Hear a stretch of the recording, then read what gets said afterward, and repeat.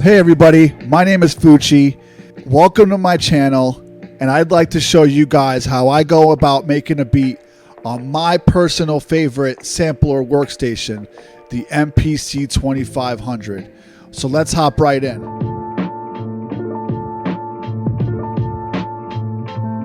So to save a little bit of time today, I went ahead and recorded the loops onto the MPC. And to kind of explain how I typically go about sampling with the MPC is I'll use either a record, YouTube, or TrackLib. I'll hear out a sample and say, all right, this is the sample I want to use. And then I'll find that loop that I like a lot, right? So with this particular sample, I heard it was all a piano song. And I'm like, oh, there's like 1 or 2 or 3 loops that I really like in here. I'll pull those loops out, record those, right?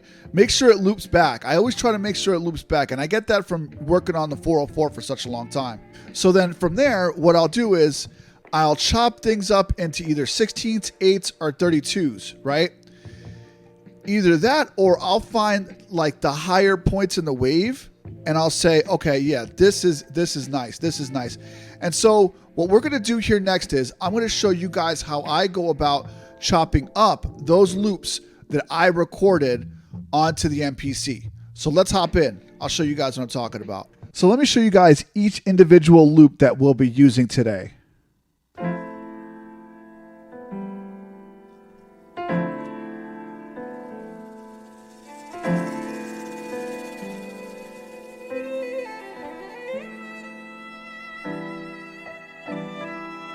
All right, so that's loop 1.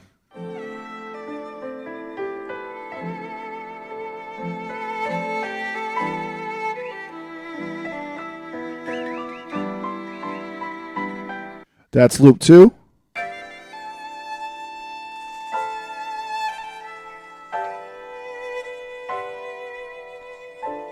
And that's loop 3. So now let me show you guys how I chopped this particular sample. So right here, I chopped this into 5 different slices. Right? So go here into 5. Boom. You got 5 different slices. And from here, what I'll do is I'll set the start points to where I like them. So I'll go to start point, I'll go to slice number 2 and start the start point right there. And then go to slice number 3 and get the slice point right there at the top of that highest point in the wave. And right there. And then another one right here. Boom. There you go. So you see here that I chopped at the highest point in the waves. And you'll see why in just a second. So from here, I like to create programs with each individual slice. So let me show you guys how I go about doing that. You're going to hit the edit button. You're going to press F2. You're going to set your release all the way up to 100 and then create a new program. You're going to select yes. And then after that, you click do it. From there, it'll show you a waiting window. And then you would have created, let me go to sequence number 2. And then from there, you'll see that that program was created. So here's a program. And let me show you how I chop this up.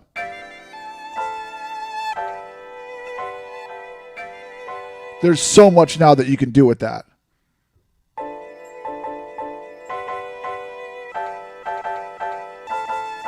So I showed you guys how I go about editing the sample and what about chopping the sample as well as layering it out into sequence mode. Now let me show you guys how I go about pitching up and down as well as filtering each individual sample. So let's go to this this loop number 2 that I chopped up here. And now from here, what I'll do is I'll go to mode, pad 11, and then I'll hit the hold button. And now what that allows me to do is I could set pitch to the entire sample up or down. So check it out.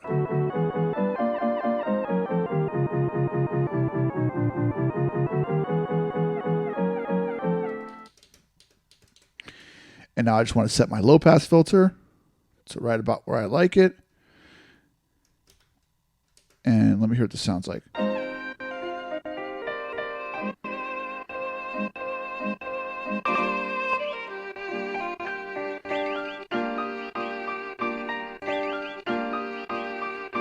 Yeah, that's dope right there. All right, so from here, what I like to do is go into grid mode and lay out each individual pad. So watch how I do this.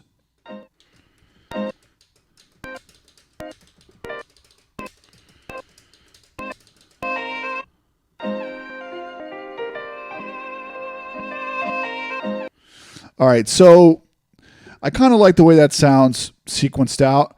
Now I want to turn this into a 4-bar sequence. So go here, and then I want to go back into the grid and go to bar number 3 and 4.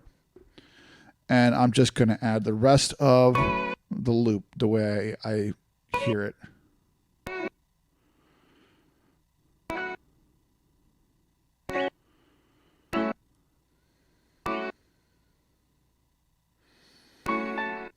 All right, so let's hear what it sounds like.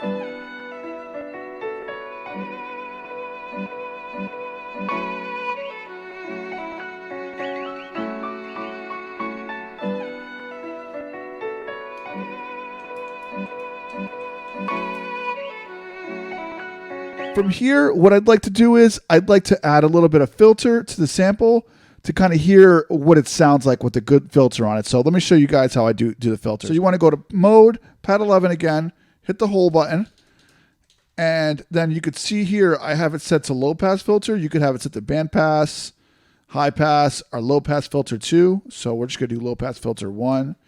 And right now I have it at 70. Let's hear what it sounds like lowered to 50.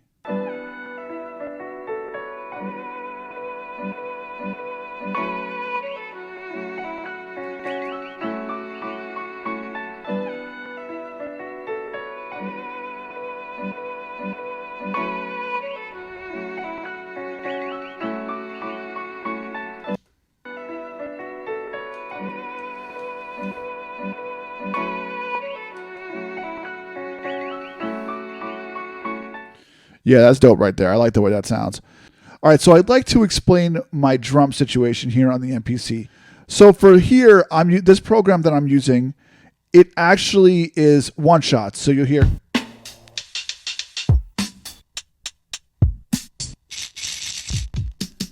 So when I create drum programs, how I typically like to lay it out is all of my snares go right here, all of my kicks go right here, all of my hats go right here, and all of my percussive instruments or loops will go right here.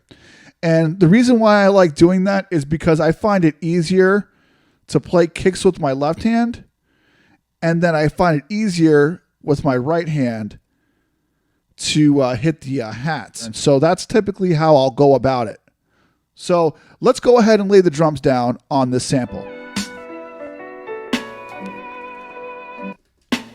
I like the way that snare sounds. So I'm just going to lay the snare down so I can kind of get an idea of how I want to lay the kicks down. So I'm going to program them in.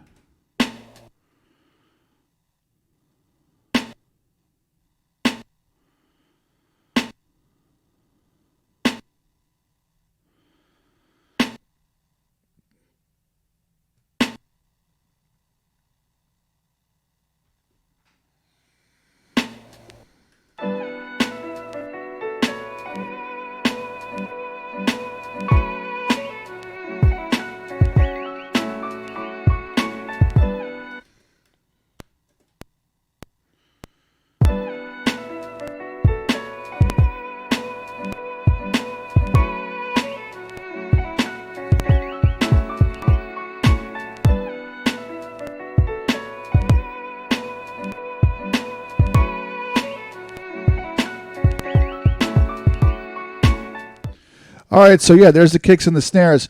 Now let's go ahead and add the hat. And now with the hat, I like to make sure the full level button is off, because I like to make sure since these are all velocity sensitive pads, I like to make sure I'm not hitting something at the highest possible velocity every single time. I'd like to kind of mix it up to give it a little bit of bounce. So.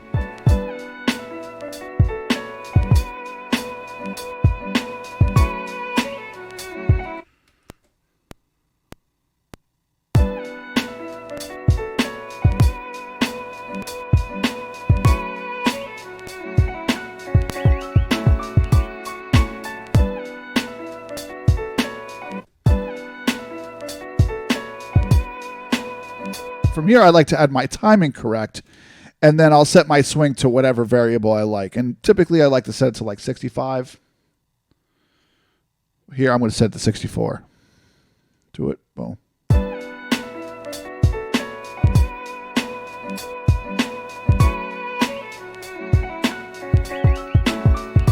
All right, so from here, what I like to do is I like to add the EQ and the compressor to the master track. Let me show you guys how I go about doing that. So what you want to do is you want mode, and then you want to hit pad 8.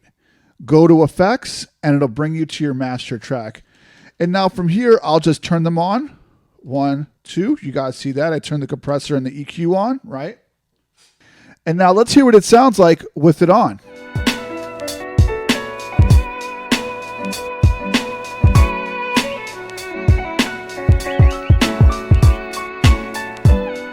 Woo! All right. So you guys hear what it sounds like with it on. Now hear what it sounds like with it off. Go back and forth. So here with it off.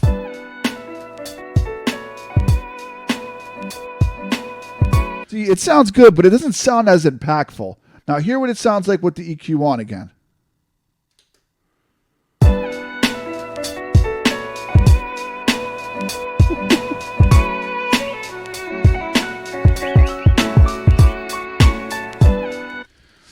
You could really hear it in the kick. It's you hear it thumping through the track. So now let's go ahead and make another sequence. So I'll hit window, and then from here I'll copy sequence 2 down to sequence 3. So let me fix that. Sequence 3. Do it. There you go. Now we copied the sequence over to 3. Remember, I chopped up 3 different loops here. With that first loop that you guys heard was loop B. And now I want to make something with loop A and loop C as well. So let's get into that.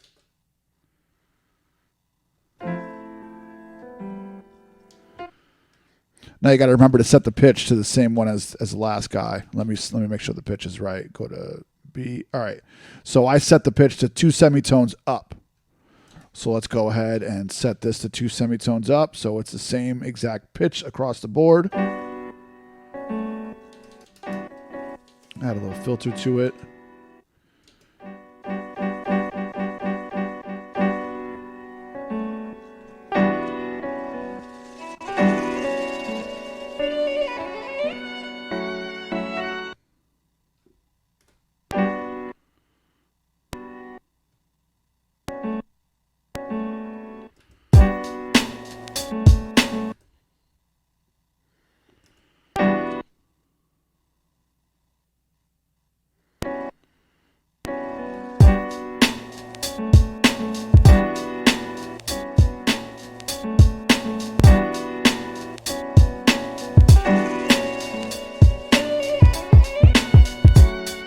All right, so I'm gonna make one more sequence, and then I'll see what these guys sound like later on. So let's go ahead and copy this sequence over, and we're gonna go to C. Make sure the pitch is set straight on the air. Go to whole. I'm gonna go up 2 semitones, and let's just throw a little filter on it. See what it sounds like.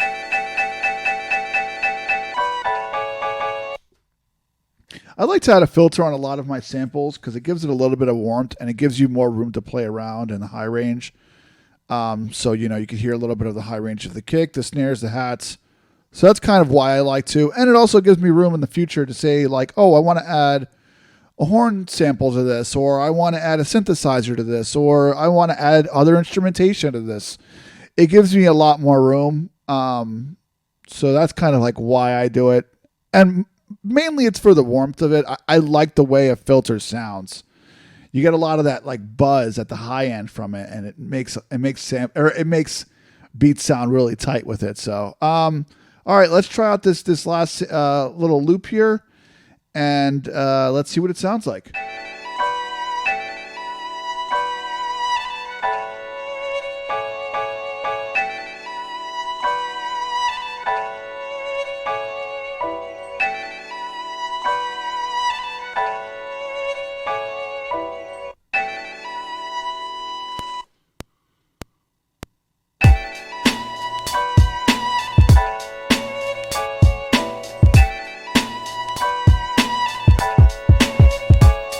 right, so I'm going to add a little bass line to this.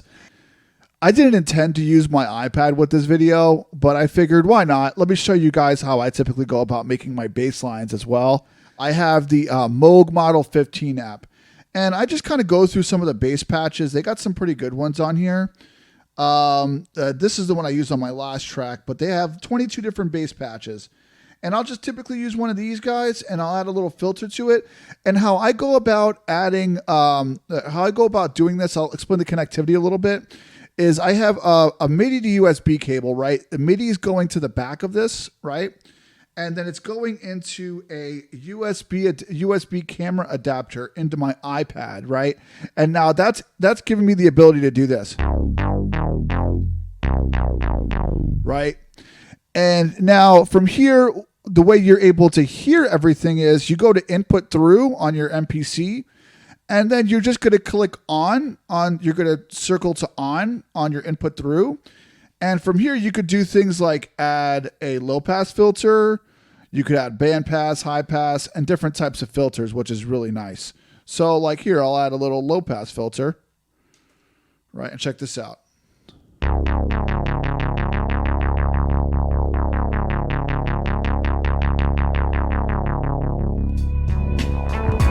Yeah, that's dope. I like the way that sounds.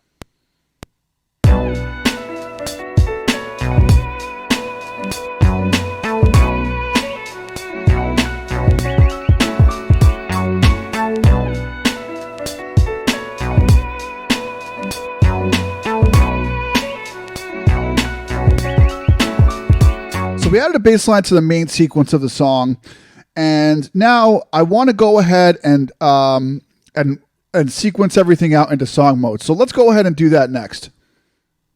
So I want to go to mode, song, right? So it's mode, pad 16. All right, so here's the final song. Let's check this out.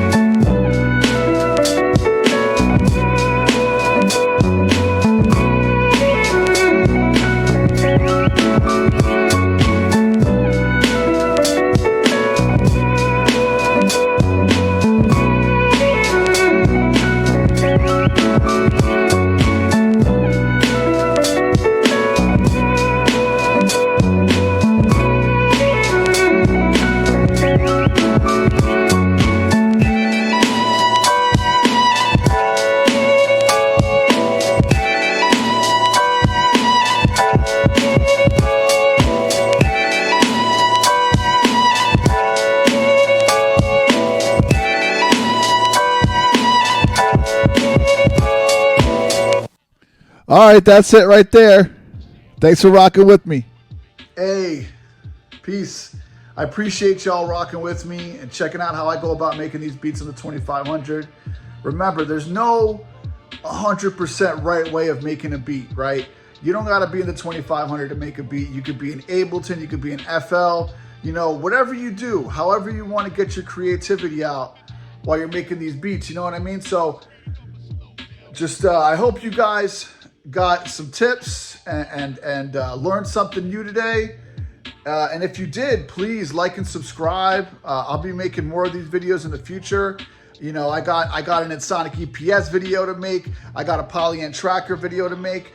And as well, I want to make something with the 202. So yeah, please like and subscribe. And I appreciate y'all checking me out. Peace.